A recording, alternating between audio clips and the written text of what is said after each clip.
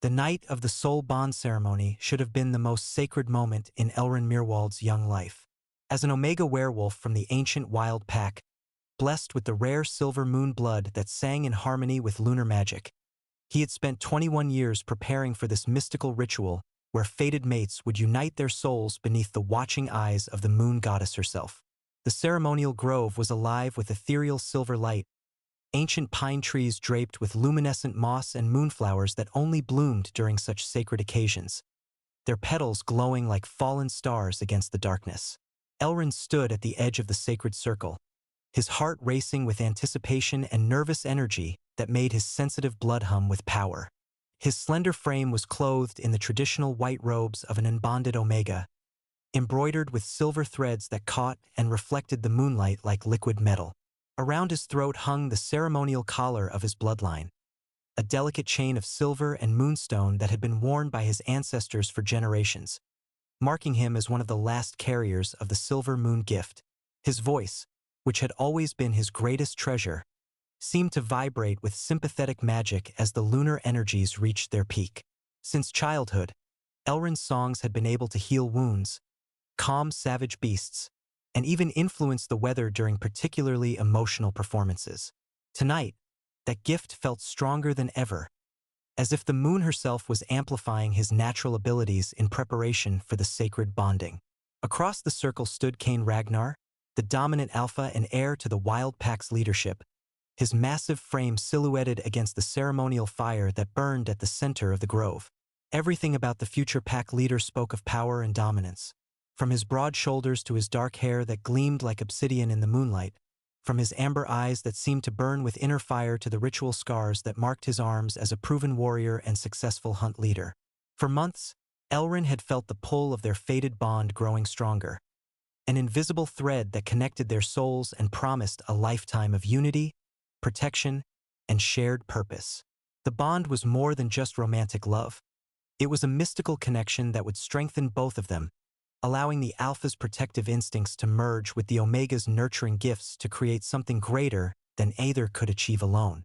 The pack's spiritual leader, an ancient omega whose silver hair marked him as one of the oldest practitioners of the moon magic, raised his ceremonial staff carved from the heartwood of the mother tree and inscribed with runes older than written memory. Tonight, under the blessing of the full moon and the watching eyes of our ancestors, those called by fate will step forward and claim their eternal bonds. His voice carried across the ceremonial grounds like the whisper of wind through silver leaves. Let no wolf stand between what the moon goddess has decreed sacred and unbreakable. Elrin felt the familiar resonance of the mate bond as it called to him, urging him to step forward into the center of the circle where his destiny awaited. This was his moment, the culmination of everything he had dreamed of since he first understood the sacred nature of fated mates and the vital role that bonded pairs played in pack society. His gift, the rare silver moon voice that allowed him to channel lunar magic through song, hummed in harmony with the mystical energies that surrounded the ceremony. He took a tentative step forward, his bare feet silent on the sacred earth that had been consecrated by generations of bonding ceremonies. The silver threads in his robes caught the moonlight and seemed to glow with their own inner fire, marking him clearly as one of the moon's chosen children. Around the circle, other wolves were moving too, drawn to their destined partners by forces older than the great forest itself. The air was thick with magic and anticipation as couples began to approach the sacred fire, where they would exchange the ritual bonds that would unite their souls for all eternity. Elrin could hear the soft murmur of ancient prayers, the rustle of ceremonial robes, and underneath it all, the steady rhythm of his own heartbeat that seemed to echo the pulse of lunar magic flowing through his veins. But as Elrin reached the center of the circle, something went catastrophically wrong. Instead of the warm acceptance and protective embrace he expected, Cain's face twisted with something that looked like disgust and revulsion. The alpha's amber eyes, which had once looked at Elrin with what he thought was affection and desire, now burned with cold rejection and something far worse, shame and disappointment. I will not bind myself to something broken. Cain's voice boomed across the ceremonial grounds, loud enough for every pack member from every bloodline to hear clearly. His words hit Elrin like physical blows, each one more devastating than the last. My bond is not meant to be wasted on an Omega who reeks of weakness and dysfunction. The world seemed to slow as Elrin watched Cain reach for the ceremonial collar around his throat, the precious family heirloom that had been blessed by generations of his ancestors and marked him as a carrier of the sacred silver moon blood. With deliberate, theatrical cruelty, Cain grasped the delicate chain and tore it from Elrin's neck, the sound of breaking silver echoing across the silent ceremonial grounds like a death knell. "This is what I think of defective bloodlines," Cain declared, holding the shattered collar high above his head so that every witness could see what was about to happen. With one sharp motion, he threw the precious artifact into the sacred fire, where it began to melt and burn, filling the air with the acrid scent of corrupted silver and destroyed magic.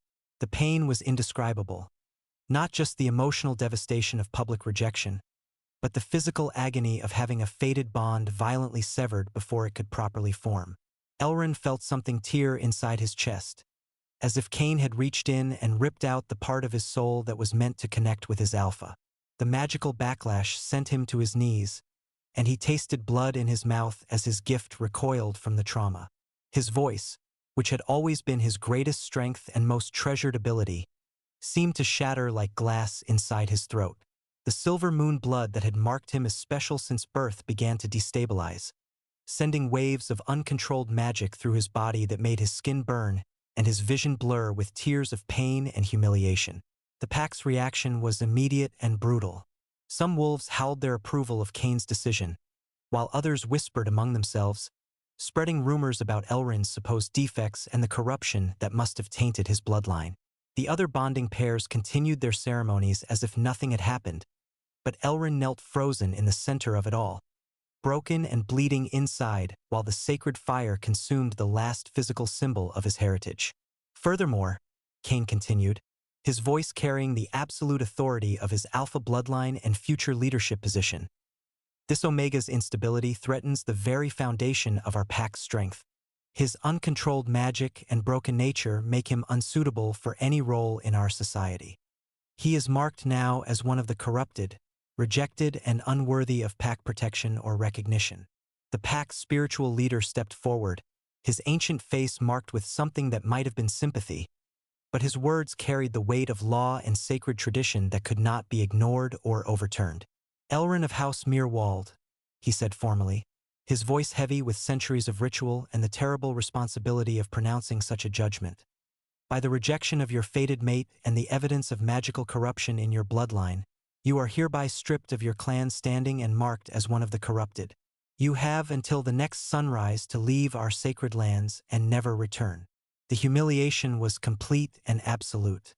Elrin somehow managed to rise to his feet, though his legs shook like a newborn cub's and his entire body felt like it was being torn apart from the inside. He looked around at the faces of people who had once called him friend, had once valued his healing songs when their children were sick or their warriors were wounded, had once praised his gentle nature and kind heart. Now he saw only pity, disgust, fear, or worse, the cold indifference of people who had already written him off as dead and wanted nothing more than to forget he had ever existed. His own mother, standing among the Omega Circle, turned her face away rather than meet his eyes, choosing pack acceptance over maternal love in a betrayal that cut deeper than even Cain's rejection. Without a word, because his voice was still too damaged to function properly, Elrin turned and walked away from the only home he had ever known. Behind him, the ceremony continued as if his entire world hadn't just collapsed into ash and bitter memory. His throat felt raw and damaged, his gift silent for the first time since childhood, and his heart was a hollow cavity where his bond should have been. The days that followed were a nightmare of survival and desperate flight. As one of the corrupted, Elrin was forbidden from seeking shelter or aid from any pack territory, and his unstable magical condition made him dangerous to be around even if someone had been willing to help. The silver moon blood that had once been his greatest treasure now burned through his veins like poison, causing involuntary transformations that left him exhausted and disoriented. His wolf form, which had once been sleek and beautiful with fur that shimmered silver in moonlight, now appeared patchy and unstable, shifting between human and beast without his conscious control. The scent of corrupted magic that surrounded him made other supernatural creatures avoid him instinctively, recognizing him as something dangerous and unpredictable. He wandered the borderlands between civilized regions for weeks, living on whatever edible plants he could find and hiding from the hunting parties that roamed these dangerous areas looking for outcasts to torment or kill. His gift remained stubbornly silent, the trauma of rejection having damaged something fundamental inside him that allowed his voice to channel lunar magic. Without his healing abilities, even minor injuries became serious problems, and he grew thin and hollow-eyed as he struggled to survive in the wilderness. The constant magical instability was slowly killing him, burning through his life force like acid as his body tried unsuccessfully to regulate the corrupted silver moon blood. It was during one of his involuntary transformations, when he was caught half-shifted and unable to defend himself, that the slave traders found him. They were a mixed group of humans and supernatural beings who made their living capturing and selling exotic creatures to wealthy collectors throughout the known world. To them, Elrin was a prize beyond imagination. A corrupted Omega with silver moon blood whose magical instability only made him more valuable to the right buyer.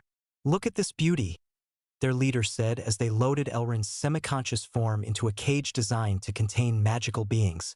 Corrupted silver moon blood, and still young enough to be trainable. There are collectors who would pay a fortune for something this rare. The journey to the black market took 2 weeks, during which Elrin was kept sedated with drugs that suppressed his magical abilities and prevented any chance of escape. He drifted in and out of consciousness, his dreams filled with memories of the life he had lost and the family that had abandoned him without a second thought. The black market itself was a nightmare of sensory overload, a sprawling complex of temporary structures hidden deep in the lawless borderlands where anything could be bought or sold if the price was right. Slaves, magical artifacts, forbidden knowledge, and worse were all available to those with enough gold and flexible enough morals. Elrin's cage was placed in the premium section, reserved for the most valuable and exotic merchandise. A sign hung above his prison describing him as Corrupted Silver Moon Omega, Magical Voice, Rare Bloodline, suitable for ritual work or collection. The price listed was more money than most people would see in a lifetime. For 3 days, he was displayed like a piece of art while potential buyers examined him with the detached interest of people evaluating livestock. Most were humans who wanted him for his exotic appearance, unaware of the true nature of his abilities. Others were supernatural beings who recognized what he was but seemed interested only in exploiting his magic for their own purposes. It was on the 4th day that everything changed. The buyer who approached Elrin's cage was unlike anyone the young Omega had ever seen before. Tall and lean with sharp, aristocratic features that seemed carved from marble. He moved with a fluid grace that spoke of predatory power barely contained beneath a veneer of civilized behavior. His hair was silver white, falling to his shoulders like liquid moonlight, and his eyes were the color of molten gold with vertical pupils that marked him as something far more dangerous than human. Most striking of all were the scars that marked his exposed skin. Not the crude marks of battle, but elegant patterns that seemed to have been burned into his flesh with supernatural fire. They covered his hands and traced up his arms like delicate tattoos, disappearing beneath his expensive black clothing, but clearly continuing across his entire body. He wore garments that were obviously costly, silk and leather in shades of black and deep crimson that spoke of wealth and status, and everything about him radiated ancient power and barely restrained danger. When he moved, the air around him seemed to shimmer with heat, and the scent that surrounded him was like burning cedar and starlight. "Interesting," the being said, his voice carrying an accent that spoke of distant realms and forgotten languages. "The seller's description hardly does justice to what I see before me." He studied Elrin with those burning golden eyes, and there was something in his gaze that made the Omega feel exposed, as if the stranger could see straight through to his wounded soul and damaged magic. "You are in pain," the being observed, tilting his head slightly as he examined the chaotic magical aura that surrounded Elrin's cage. "Your silver moon blood is corrupted, yes, but not naturally. This is the result of trauma, a violent severing of bonds that should never have been broken in such a manner." The accuracy of the assessment made Elrin's damaged voice catch in his throat. No one since his exile had bothered to look closely enough to understand what had really happened to him, seeing only the surface corruption and dismissing him as defective. "You're not human," Elrin managed to whisper, his voice barely audible but carrying the first hint of his natural musical quality that had survived the trauma. The stranger smiled then, revealing teeth that were just slightly too sharp to be human. "Indeed I am not. I am Vale Dragmere, keeper of the Ember Spire and collector of rare magical voices. And you, little Omega, are exactly what I have been searching for." "Searching for?" Elrin asked, though part of him wasn't sure he wanted to know the answer. "The last voice of the Silver Moon," Vale explained, his golden eyes growing more intense. "I have been seeking someone with your particular gifts for longer than you have been alive.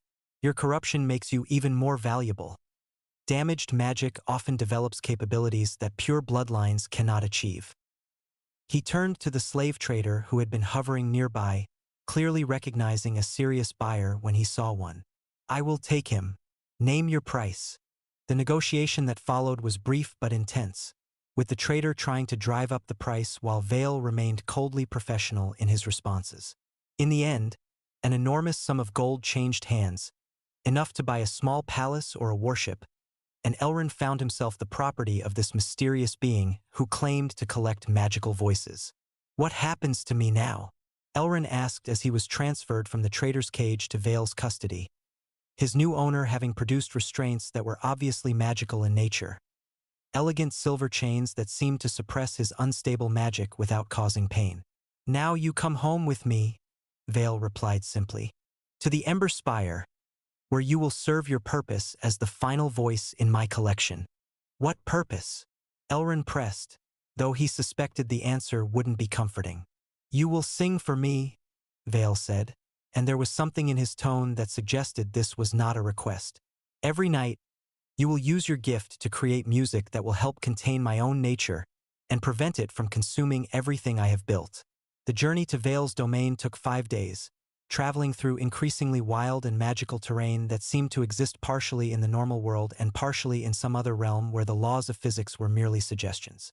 They moved through forests where the trees whispered in languages Elrin couldn't understand, across valleys where the very air shimmered with barely contained power, and along paths that seemed to exist in multiple dimensions simultaneously. Vale's other servants were a diverse group of beings that defied easy classification. Some appeared human but carried sense of magic and otherworld. Others were clearly elemental creatures bound to his service, and a few seemed to be made of living shadow or flame.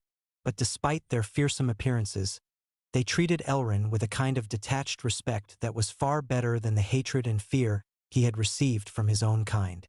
"You mentioned that you collect magical voices," Elrin said on the third evening as they made camp in a grove of trees whose leaves glowed softly in the darkness. "How many others like me do you have?"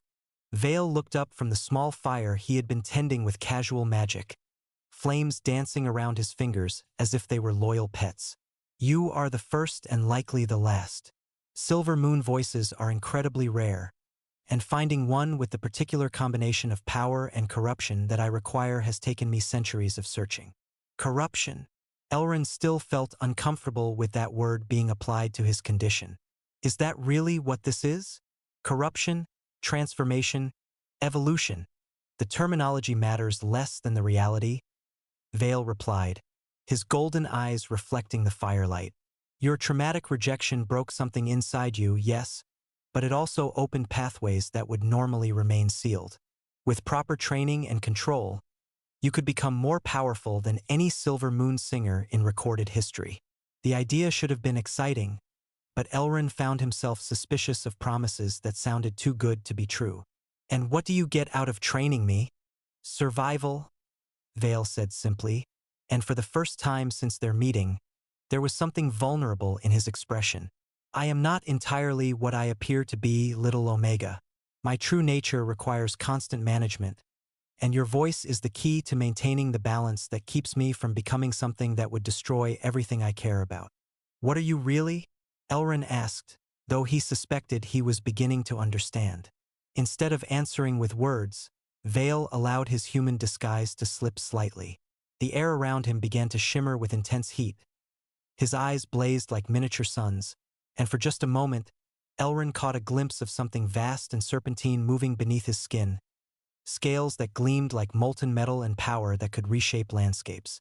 "I am a dragon," Vale said quietly, his voice carrying harmonics that made the ground tremble slightly. "An ancient one, old enough to remember when your kind and mine lived in harmony rather than viewing each other as enemies. But age and isolation have made my fire unstable, threatening to burn away everything I have built unless I can find a way to contain it."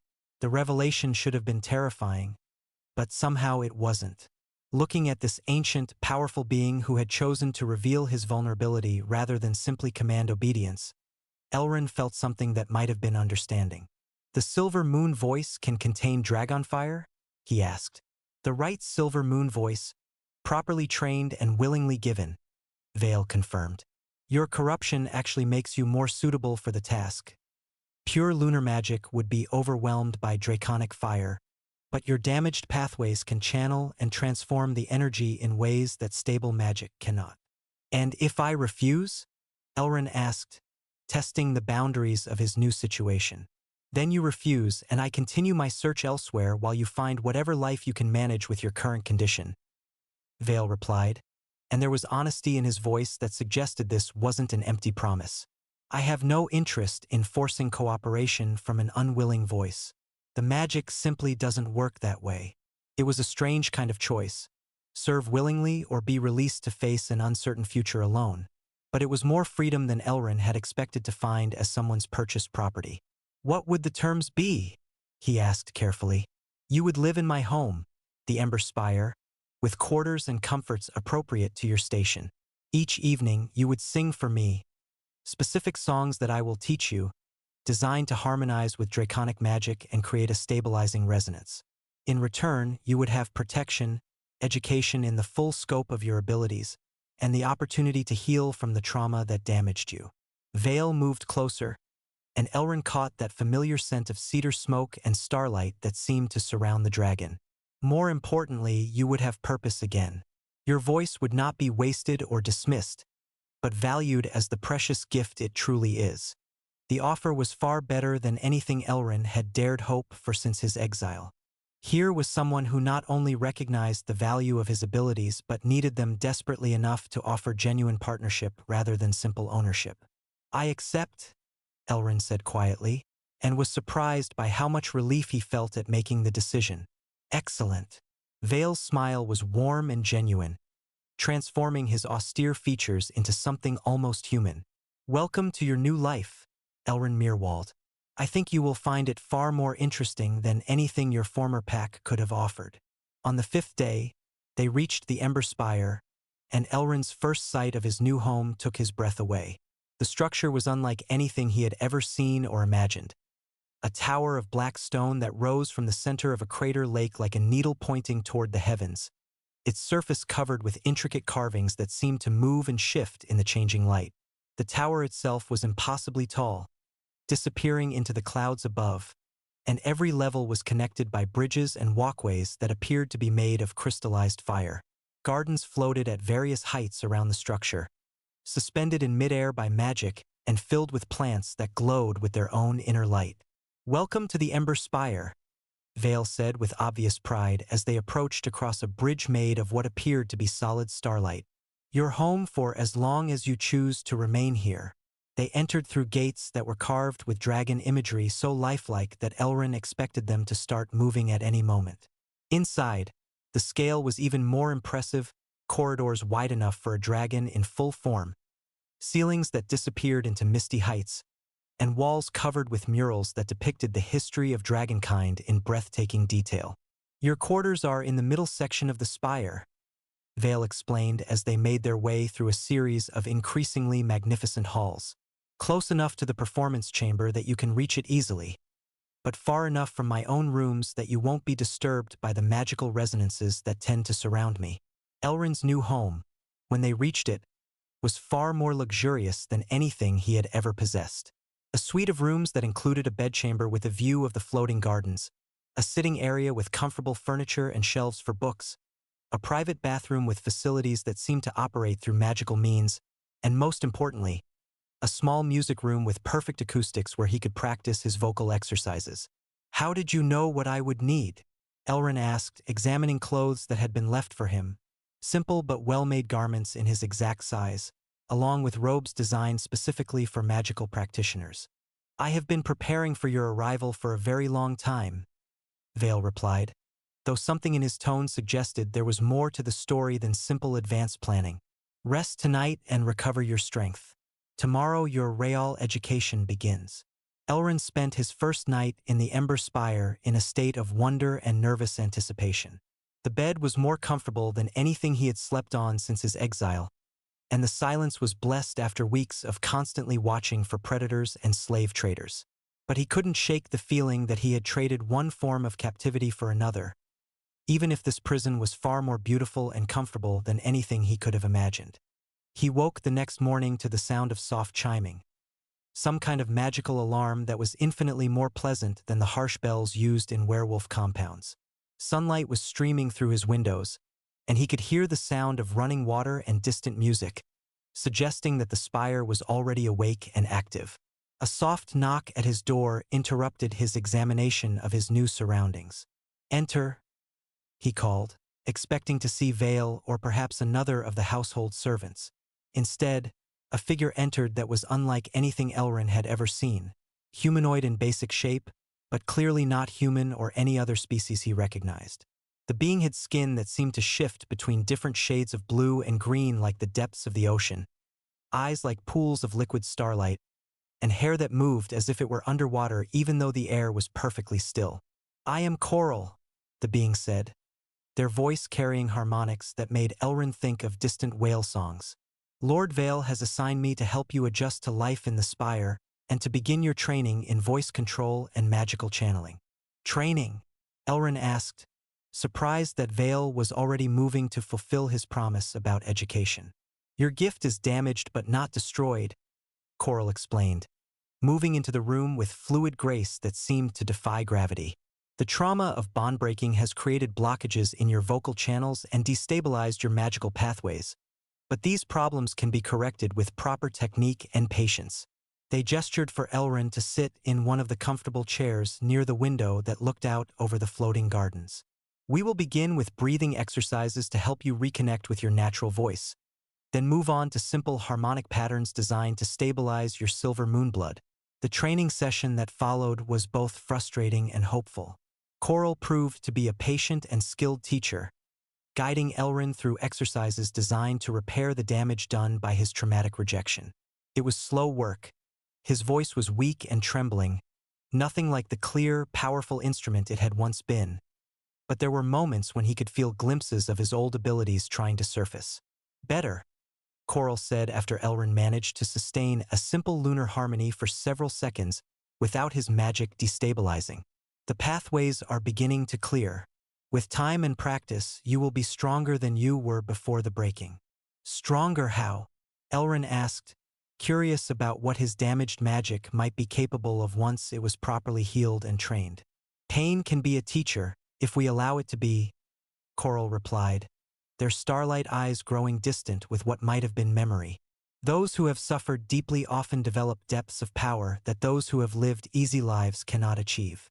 Your corruption may seem like a weakness, but it is also an opening, a crack in the normal limitations that allows new forms of magic to emerge."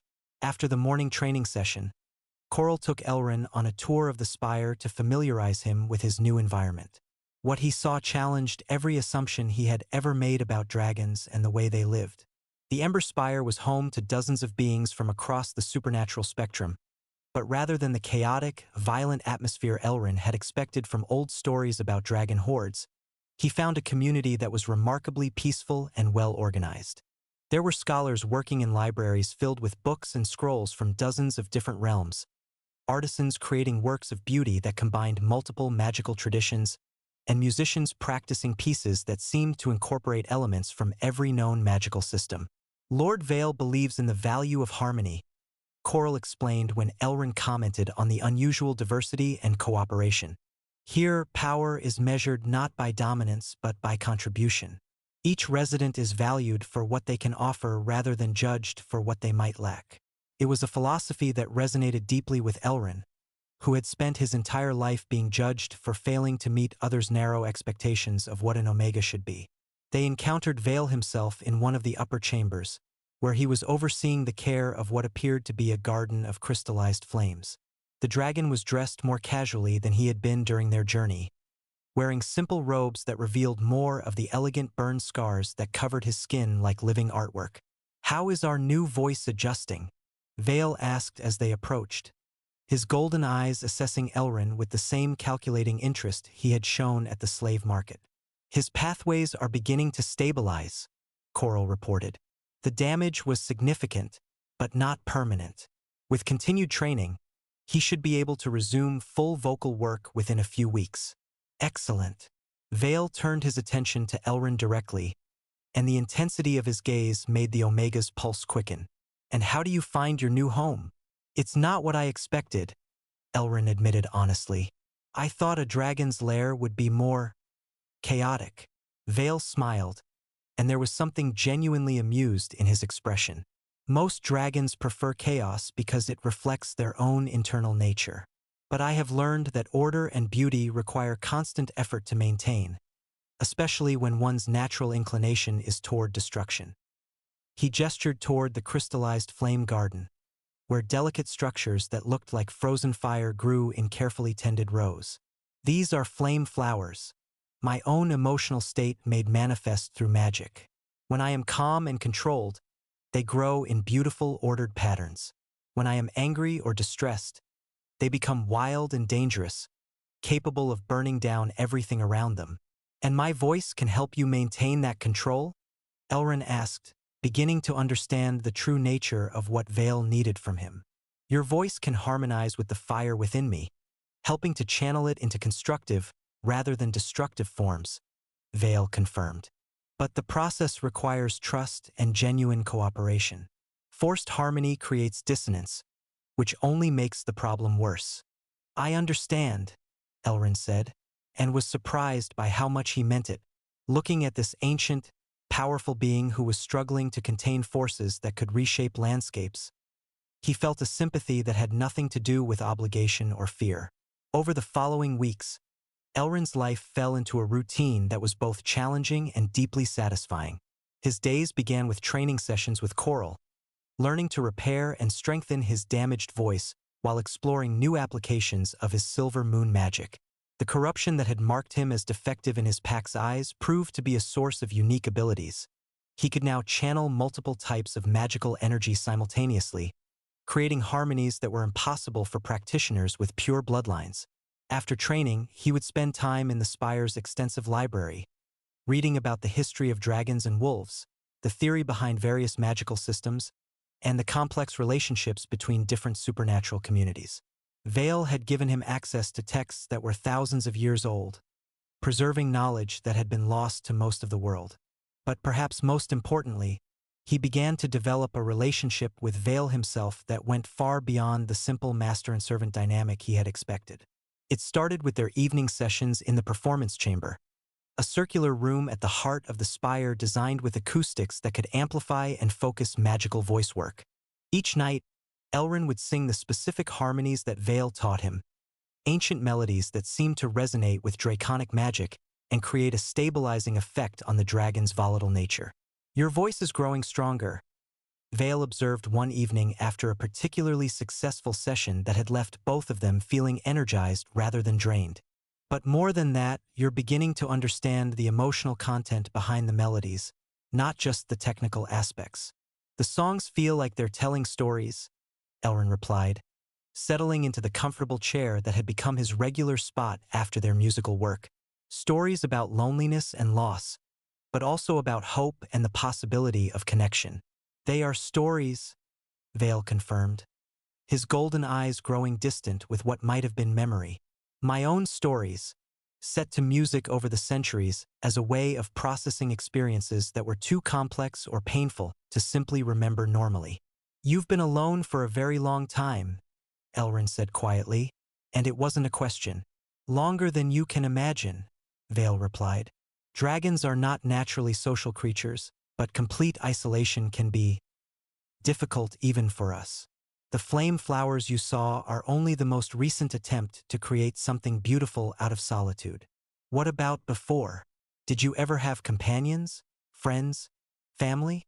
Vale was quiet for a long moment, staring into the magical flames that provided light for the chamber. Once, during the last great war between our peoples, I had allies, battle brothers, even something that might have approached friendship. But war changes people, and not always for the better. He gestured to the elegant burn scars that covered his visible skin. These are not battle wounds, despite what most people assume.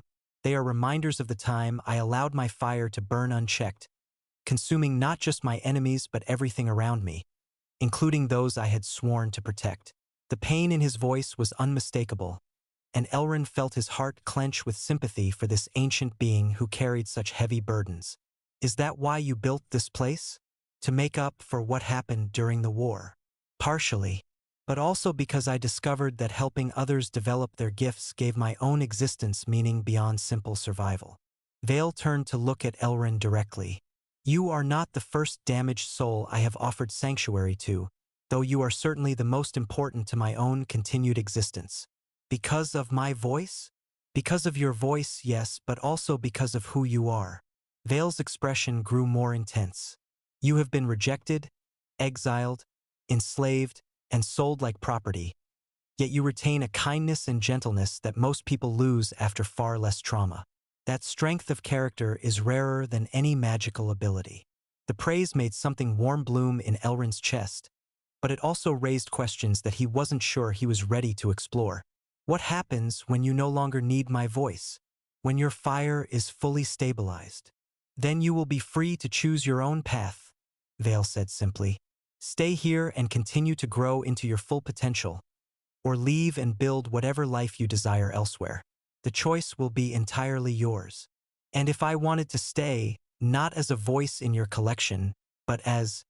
Elrin trailed off, not sure how to articulate what he was feeling. As what? Val prompted gently. As someone who chooses to be here because they want to be, not because they have nowhere else to go, Elrin finished quietly.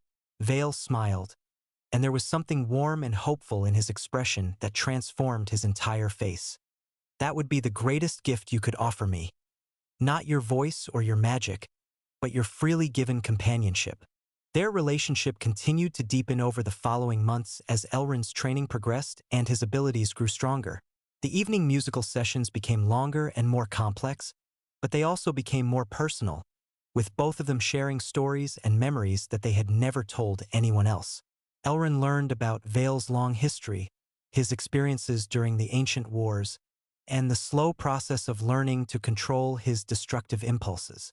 Vale learned about Elrin's childhood in the wild pack, his struggles with being different, and the dreams he had harbored about finding acceptance and love before his brutal rejection. More importantly, they began to work together on developing new applications for Elrin's unique magical abilities. The corruption that had marked him as defective was proving to be a source of unprecedented versatility.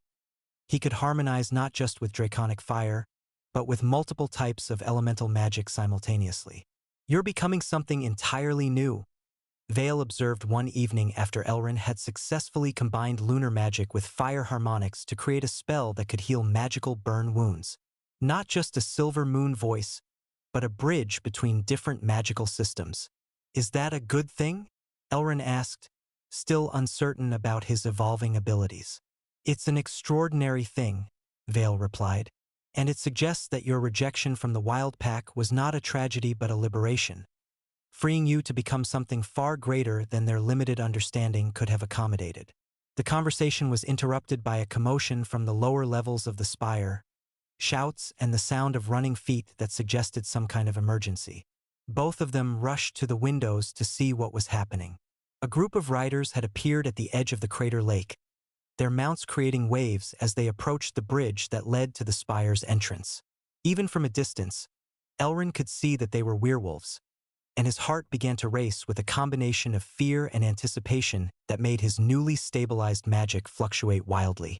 Wolves from the northern territories, Vale observed grimly, his own magical aura beginning to intensify as his protective instincts activated. Multiple packs, by their scents and banners. This is not a social visit. Elrin felt ice form in his stomach as he recognized some of the pack colors among the approaching riders. Some of those are from the Wild Pack Confederation, my former people. It seems your past has come calling, Vale said, and there was something dangerous in his voice that made the air around them begin to shimmer with heat. The question is whether they come seeking negotiation or demanding satisfaction. They made their way to the great hall where visitors were traditionally received, Vale's household staff already mobilizing to provide appropriate security without appearing overtly threatening. The dragon believed in projecting strength through confidence rather than obvious displays of force, but he was clearly prepared for trouble.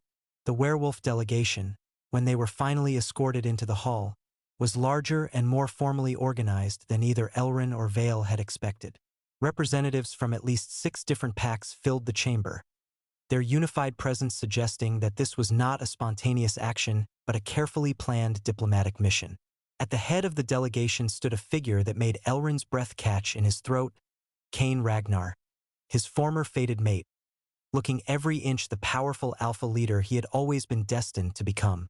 But there was something different about him now, a hardness in his amber eyes and a tension in his posture that suggested he had not found the satisfaction he had expected from rejecting his bond.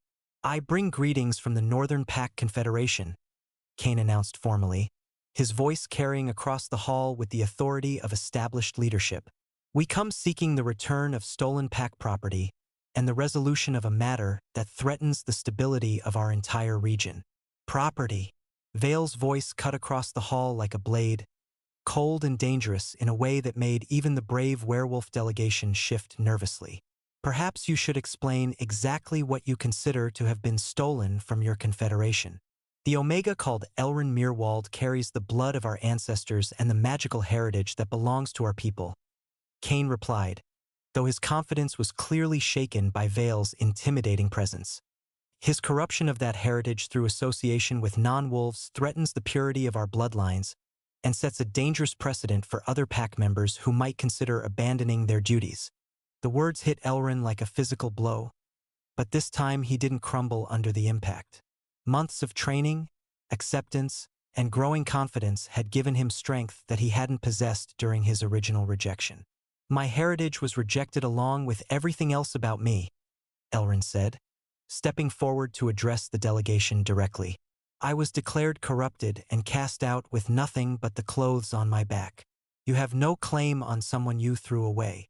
Circumstances have changed, Cain said, and there was something in his tone that suggested personal motivation beyond simple pack politics. Your abilities have grown in ways that make you valuable to our people again. The Confederation is prepared to offer you a full pardon and restoration to your former status. In exchange for what?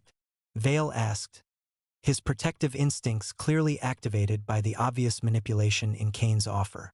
In exchange for his return to proper pack society, where his gifts can be used for the benefit of his own people rather than corrupted by association with creatures who do not understand their true nature, another pack leader answered, an elderly alpha whose scent marked him as one of the Confederation's senior spiritual advisors.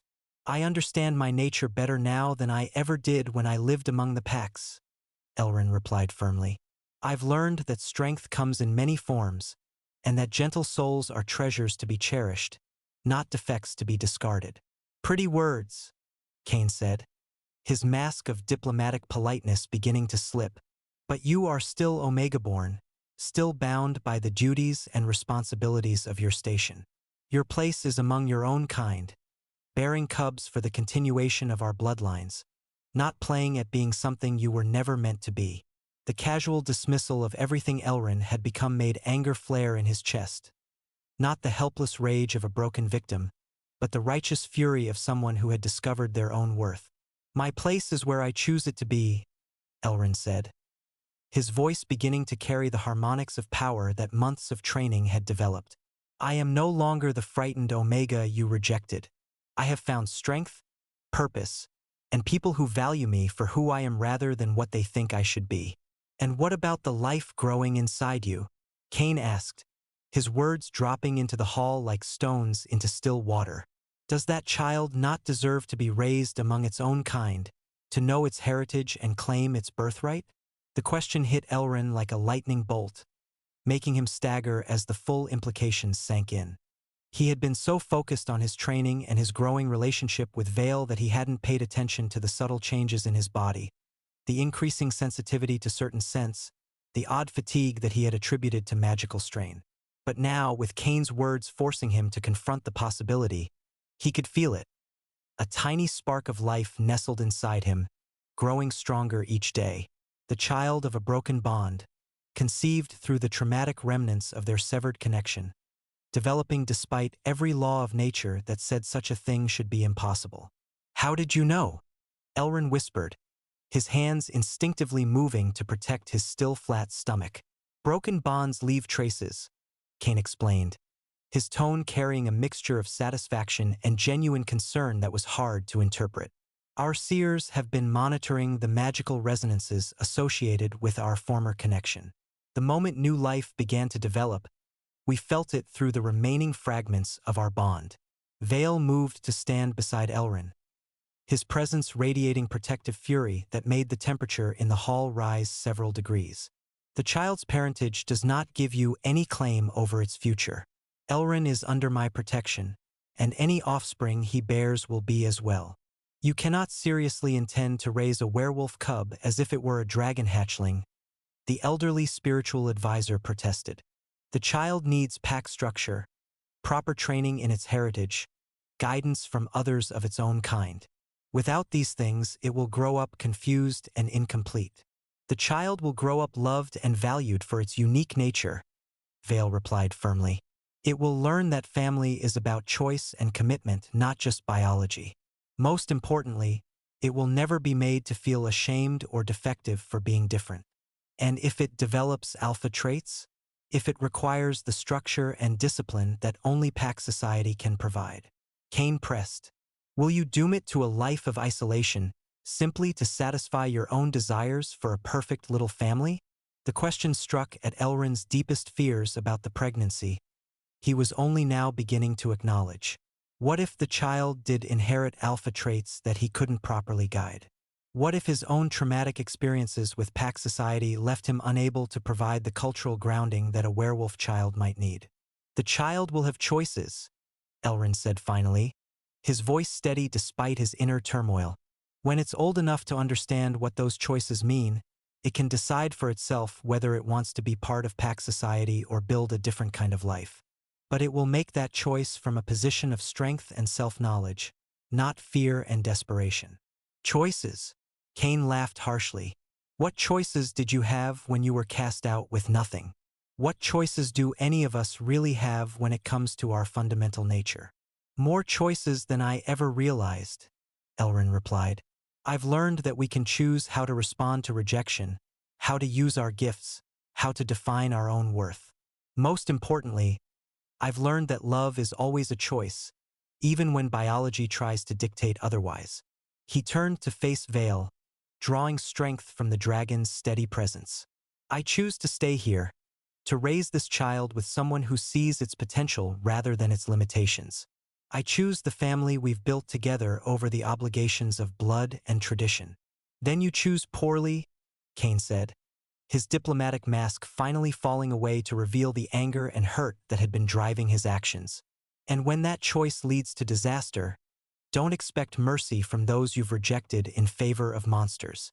The only monster in this hall is the one who would threaten a pregnant Omega and his unborn child," Vale said, his voice carrying undertones of power that made the crystal chandeliers ring like bells. "You have your answer. Now I suggest you leave before my hospitality reaches its limits." The werewolf delegation departed with obvious reluctance, but they were clearly unwilling to test Vale's patience further. As their boats disappeared across the crater lake, Elrin felt a mixture of relief and apprehension about what their visit might mean for the future. "They'll be back," he said quietly as he and Vale watched the last of the werewolves disappear into the forest. "And next time they won't come alone." "Let them come," Vale replied, his arms encircling Elrin in a protective embrace. "We have advantages they cannot imagine, and allies they do not know exist. More importantly, We have something worth fighting for. Over the following days, Elrin struggled to come to terms with the reality of his pregnancy and what it might mean for his future. The child was undoubtedly the product of his traumatic bond-breaking with Cain, but it was also something entirely new, a life that would grow up in a household where diversity was celebrated rather than feared. "Are you certain about this?" Vale asked one evening as they sat together in the garden, watching the flame flowers bloom in response to the dragon's carefully controlled emotions. "Raising a werewolf child will bring complications that neither of us can fully anticipate. I'm certain that this child deserves a chance at life," Elrin replied, his hands resting protectively over his stomach. "And I'm certain that it deserves parents who will love it regardless of what traits it inherits or what challenges it might face." "Parents?"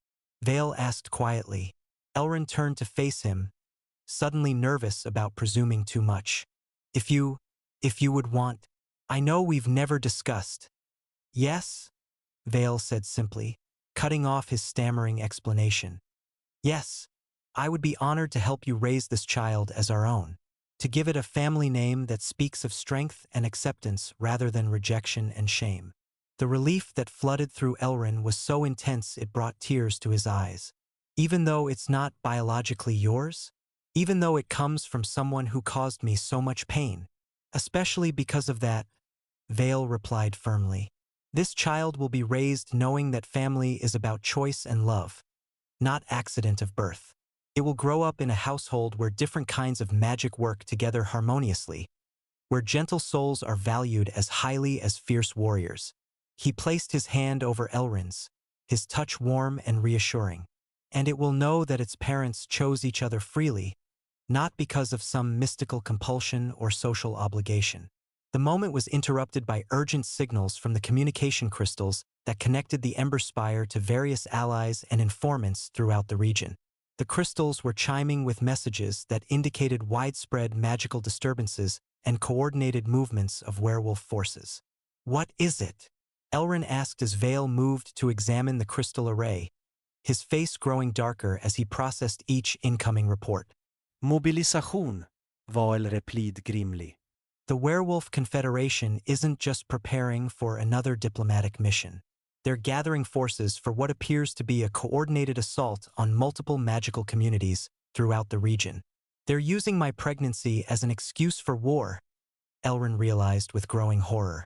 "It would seem so. Reports are coming in of pack forces massing near dragon territories, fey courts, and other supernatural settlements. Your former mates have convinced their allies that tolerating your defection sets a dangerous precedent that threatens their entire way of life." Vale's golden eyes began to glow with the inner fire that indicated his protective instincts were fully activated. "They're not just coming for you anymore, Elrin. They're trying to eliminate any alternative to their rigid social structure, any possibility that their people might choose different paths. Then we have to stop them," Elrin said, his voice carrying determination that surprised him. "Not just for our sake, but for all the other outcasts and misfits who have found homes in places like this." "We?" Vale asked, raising one elegant eyebrow. "I'm not hiding while others fight for my right to exist," Elrin replied firmly. "I have abilities now that I never dreamed of before my corruption. Maybe it's time to use them for something more than personal healing." Over the following weeks, the Ember Spire transformed from a peaceful sanctuary into a fortress preparing for siege. Vale's extensive network of allies began arriving. Other dragons who remembered the ancient accords, elemental lords with their own grievances against werewolf expansion, refugees from various magical communities who had nowhere else to go. But perhaps most importantly, other outcasts began to arrive. Cast-out wolves from various packs, half-blood beings who had never been accepted by either side of their heritage, supernatural creatures who had been driven from their homes by werewolf aggression. They came seeking not just protection, but the chance to fight for a vision of the world where they would be accepted rather than merely tolerated. Elrin found himself becoming an unexpected leader among these refugees, his own experiences with rejection and recovery giving him insights into their pain and hopes. His voice, now fully healed and stronger than ever, became a rallying point for those who had been told they were worthless or defective. "Look at what you've built," Vale told him one evening as they stood on the highest balcony of the spire, watching the diverse coalition that had gathered in their defense. A year ago, many of these beings would have considered each other enemies. Now they stand together because you showed them that there was another way to live. I didn't do this, Elrin protested. You're the one who provided the sanctuary, who offered protection to those who needed it. I provided the place, Vale corrected. But you provided the inspiration. Your refusal to let rejection define you, your ability to find strength in your differences, your willingness to build bridges between different kinds of people. That's what created this community. Elrin leaned into Vale's warmth, drawing comfort from his solid presence as he contemplated the coming conflict. I'm scared, he admitted quietly. Not for myself, but for everyone who's chosen to stand with us. What if we lose? What if people die because of choices I've made? People die in wars regardless of the choices any individual makes, Vale replied gently. But people also live, truly live, with dignity and purpose and hope, because someone was brave enough to stand up and say that the old ways don't have to be the only ways. He turned Elrin to face him, his golden eyes intense with conviction. You didn't start this conflict. Your former pack did when they decided that rejection and exile weren't punishment enough, when they chose to see your survival and happiness as a threat to their way of life. All you've done is refuse to die quietly in the wilderness as they expected. The attack came 6 weeks later, just before dawn on a day when the morning mist hung thick over the crater lake. Elrin woke to the sound of alarm bells and the distant howling of wolves who had shifted into their battle forms for maximum intimidation and combat effectiveness. From the windows of their shared chambers, for their relationship had evolved into something far deeper than simple companionship over the months of preparation. He could see the werewolf coalition spreading across the hills that surrounded the crater. Hundreds of wolves in both human and beast form, their numbers far greater than even Vale's pessimistic estimates had suggested. They've called in every favor and alliance they possess, Vale observed grimly as he quickly donned the black and silver armor that marked him as Lord of the Ember Spire. This isn't just about you anymore. This is their attempt to break supernatural power in the region once and for all. Then we make sure they fail, Elrin said with a determination that surprised him. Over the months of training and growing confidence, he had discovered that he was capable of far more than his former pack had ever imagined. Today, he would prove it to them and to himself. The battle that followed was unlike anything the region had ever seen. It wasn't just a clash between two armies, but a confrontation between two fundamentally different visions of how the world should work. On one side stood the werewolf coalition, united by their belief in racial purity and the divine right of the strong to rule over the weak. On the other stood the diverse alliance that had gathered around the Ember Spire, united by their shared commitment to a world where difference was valued rather than feared. Elrin took his position on the highest balcony of the spire, where his voice would carry across the entire battlefield. He had no intention of hiding while others fought for his right to exist, but his contribution would be strategic rather than purely martial. His months of training had taught him that the Silver Moon voice could do far more than simply heal wounds or calm emotions. As the battle lines formed and the first charges began, Elrin opened his throat and began to sing. It started as a simple melody, clear and strong and utterly without fear. But as his confidence grew, he began to weave more complex elements into the song. Battle hymns that inspired courage in his allies, dirges that sowed doubt and confusion among his enemies, healing choruses that strengthened the wounded and helped them return to the fight. But most importantly, he sang songs of truth, magical melodies that cut through propaganda and prejudice to reveal the reality of what was at stake. Under the influence of his enhanced Silver Moon voice, werewolf warriors began to question whether they were really fighting for justice or simply for the preservation of their own privilege.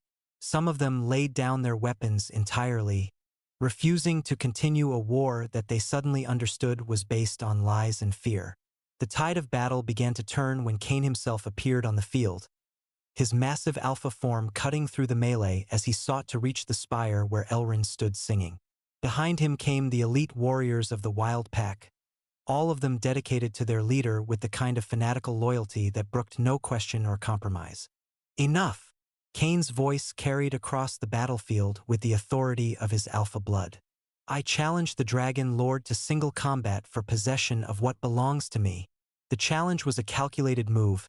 Single combat was still recognized by most supernatural factions as a legitimate way to resolve conflicts, and refusing such a challenge would be seen as cowardice by potential allies on both sides. But before Vale could respond, Elrin made a decision that shocked everyone present. I accept your challenge, he called down from the balcony. His voice magically amplified to carry across the entire battlefield. Not as the dragon's representative, but on my own behalf. Elrin, no.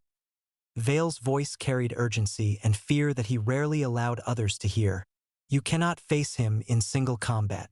He is an alpha warrior with years of battle experience, and you are carrying our child. And I am a silver moon singer with powers he never imagined I could possess, Elrin replied calmly. This started with his rejection of me. It should end with me proving that his rejection was the greatest mistake of his life. The battlefield fell silent as Elrin descended from the spire and walked out into the space between the two armies.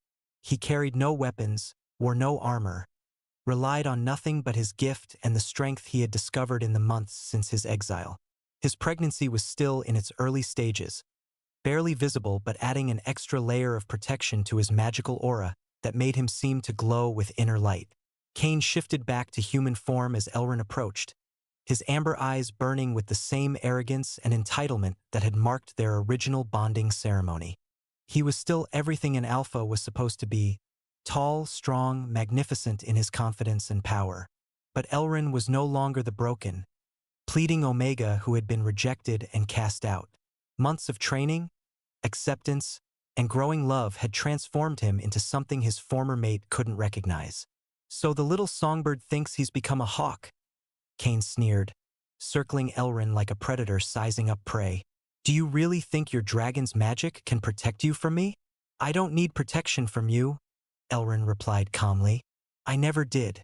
I just needed to understand my own worth. Your worth? Cain laughed harshly. You're carrying my child, Omega. That makes you my responsibility regardless of what delusions your dragon lover has filled your head with. Your child. Elrin smiled, and there was something in that expression that made Cain take an involuntary step backward. No, Cain. This child may have been conceived through the remnants of our broken bond, but it will never be yours. It will be raised by people who understand that strength comes in many forms, and that gentle souls are the rarest treasures of all. Pretty words, Cain snarled, his wolf nature beginning to assert itself as his anger grew. But words won't save you when I reclaim what's mine by right of blood and bond. Won't they? Elrin asked, and then he began to sing. What emerged from his throat was unlike anything the assembled armies had ever heard. It was the song of truth and reckoning, an ancient melody that had the power to strip away all pretense and self-deception, forcing listeners to confront the reality of who they truly were and what they had done. Under the influence of that terrible, beautiful song, Cain found himself unable to maintain the righteous anger that had sustained him throughout the campaign. Instead, he was forced to confront the true motivations behind his rejection of Elrin. Not strength or duty or concern for the pack, but fear. Fear of his own desires, fear of appearing weak, fear of loving someone whose gentle nature challenged everything he had been taught about what it meant to be alpha. The song revealed every cruel word he had spoken, every moment of doubt he had experienced since the rejection.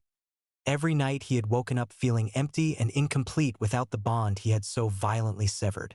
It showed him the life they could have had together. Not the weakness he had feared, but a partnership that could have made both of them stronger. Stop, Cain whispered, falling to his knees as the song continued to work its magic on him. Stop, please. But Elrin didn't stop. Instead, he began to weave new elements into the melody. Songs of forgiveness and redemption. Melodies that offered the possibility of growth and change for those brave enough to accept them. You rejected me because you thought I made you weak, Elrin sang, his voice carrying not anger but a profound sadness for what they both had lost. But I could have made you stronger, if you had been brave enough to let me. The song reached its crescendo as Elrin began to incorporate elements of his dragon training, weaving fire harmonics into the lunar melodies to create something entirely new, a bridge between different magical systems that demonstrated the power of unity over division. When the song finally ended, the silence was deafening. Then, slowly, Cain struggled to his feet and looked at Elrin with eyes that held no trace of arrogance or entitlement, only regret and a dawning understanding of what he had lost. "I was wrong," he said quietly, his voice carrying across the battlefield to every listening ear. "About everything. About you, about what strength means, about what love requires." He turned to address his warriors. "Stand down, all of you. This war is over." But Alpha, one of his lieutenants, began to protest. "I said it's over," Cain repeated firmly. "We came here to reclaim something that was never ours to begin with. Instead, we found someone who has grown beyond anything we could have given him." He turned back to Elrin, and there was genuine respect in his expression. "I have no claim on you or your child. I gave up that right when I chose fear over love, pride over understanding. All I can do now is ask for your forgiveness and promise that you will never be threatened by pack forces again." Elrin looked at his former mate, this man who had once seemed so powerful and now appeared smaller somehow, diminished by the weight of his own recognition of failure. There was a part of him that wanted to savor this moment of victory, to make Cain suffer as he had suffered. But that wasn't who Elrin had chosen to become. "I forgive you," he said simply. "Not because you deserve it, but because forgiveness is a gift I give to myself. I won't carry the weight of your mistakes any longer." The battle ended there, not with violence and death, but with understanding and the possibility of redemption. The werewolf coalition began to disperse, many of them departing with new perspectives on the nature of strength and the value of diversity. Some of them stayed, requesting permission to settle in the region or establish permanent alliances with the supernatural communities they had come to destroy. As the sun set over the crater lake, Elrin found himself standing on the battlefield that had become a place of reconciliation rather than conquest. The confrontation he had feared for so long was over, ended not through superior force but through the power of truth and the courage to choose love over hate. No regrets. Vale asked as he joined him, his armor discarded in favor of the simple robes he preferred for private moments.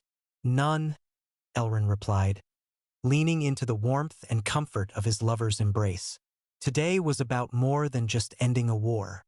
It was about proving that there's another way to resolve conflicts, through understanding rather than domination, through truth rather than propaganda.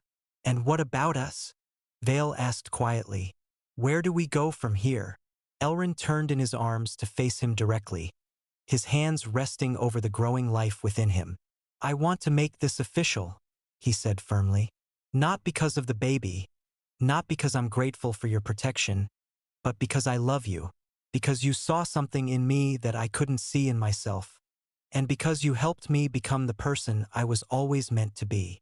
Even though it means binding yourself to a dragon for potentially centuries of life?" Vale asked with a smile that didn't quite hide his nervousness. "Especially because of that," Elrin replied. "I've learned that the best families are the ones we choose, not the ones we're born into. I choose you, Vale. I choose the life we can build together, the community we can nurture, the children we can raise to believe that love is stronger than fear."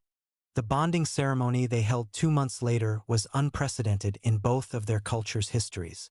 It combined elements from dragon traditions, werewolf customs, and entirely new rituals that they created together to reflect their unique circumstances.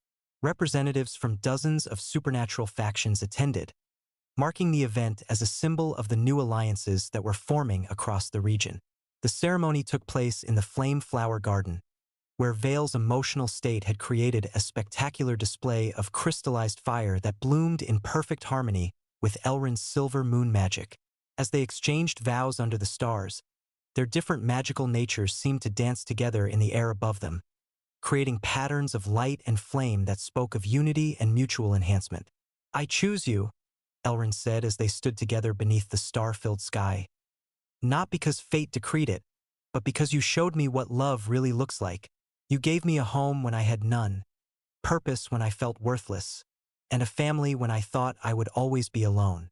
I choose you," Vale replied, his voice carrying the harmonic resonances that marked him as dragonborn. Because you brought light into a life that had grown dark with solitude.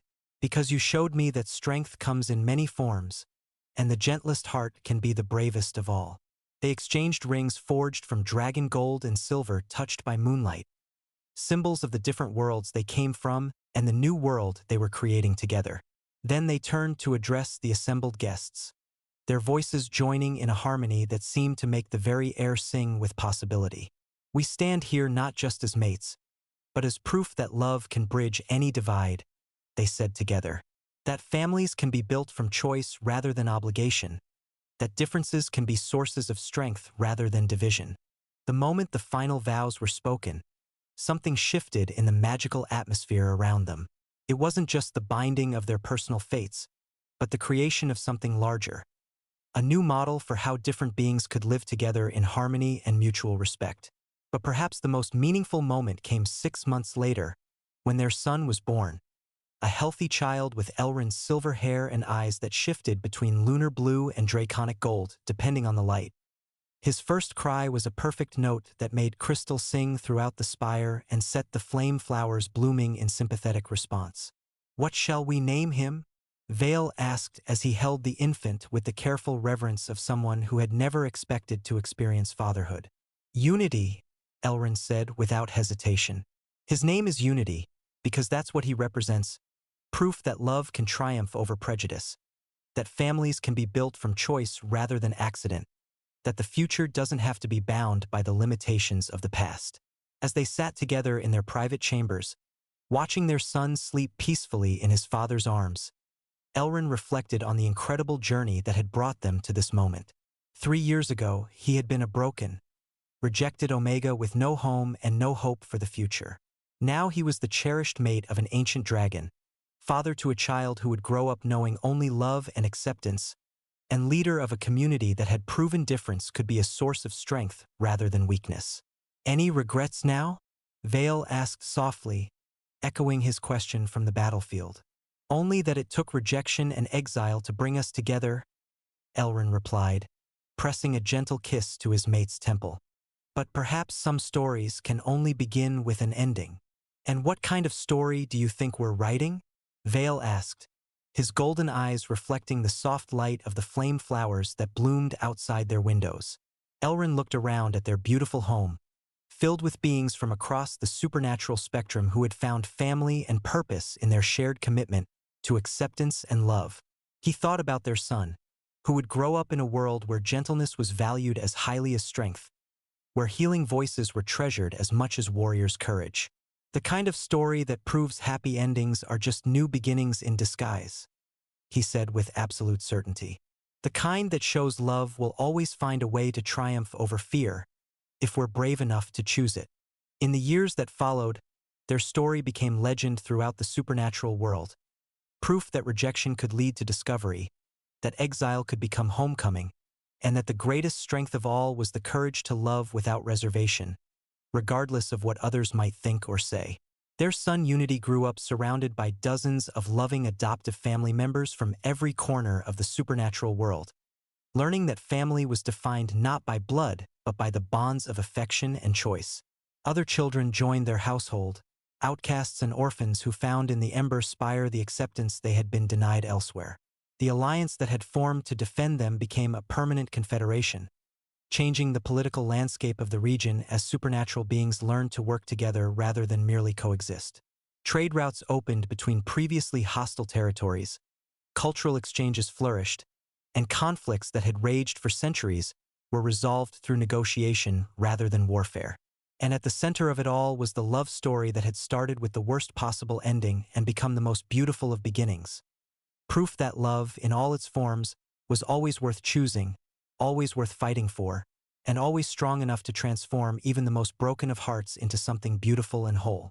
Elrond's silver moon voice, once broken by trauma and rejection, had become more powerful than ever, not just a tool for healing individuals, but a force for healing the divisions between entire communities. And every time he sang, whether for joy or sorrow, for celebration or comfort, his voice carried the message that had become the foundation of everything they had built together. that love, freely chosen and courageously maintained, was the most powerful magic of all.